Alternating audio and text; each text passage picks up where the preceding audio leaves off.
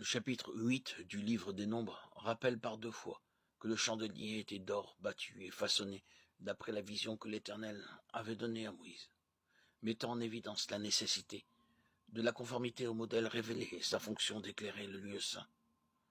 Le passage d'un état descriptif à celui d'instruction concernant les Lévites les désigne comme les représentants et témoins de la pensée céleste de Dieu, par lesquels il maintiendra son témoignage.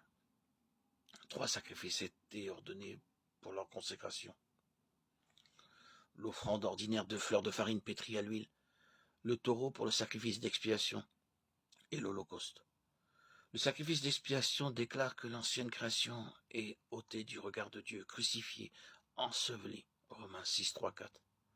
Alors que l'holocauste et l'offrande de fleurs de farine pétrie à l'huile expriment la vie sans péché, élevée à la perfection par les souffrances du Seigneur Jésus, et que par cette vie Dieu obtient une nouvelle humanité.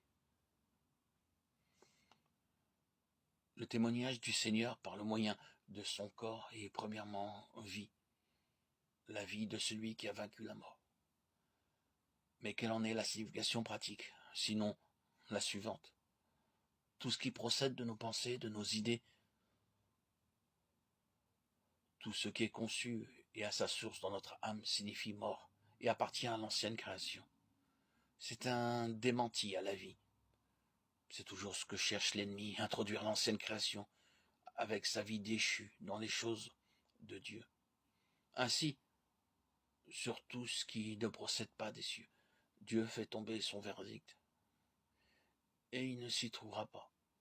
Soulignons donc à nouveau pour être bien compris que tout ce qui procède de l'homme naturel, l'homme psychique avec les intentions les meilleures, signifie mort. La croix, dans sa signification plénière, est donc un verdict, un jugement sans appel sur la vie naturelle issue d'Adam.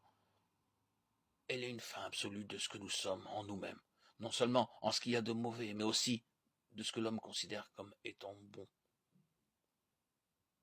C'est final, sans appel. Dieu ne reviendra pas sur ce qu'il a déclaré. Il n'y a pas un seul juste, pas même un seul. Tous sont corrompus, tous sont pervertis. Romains 3, 10, 11.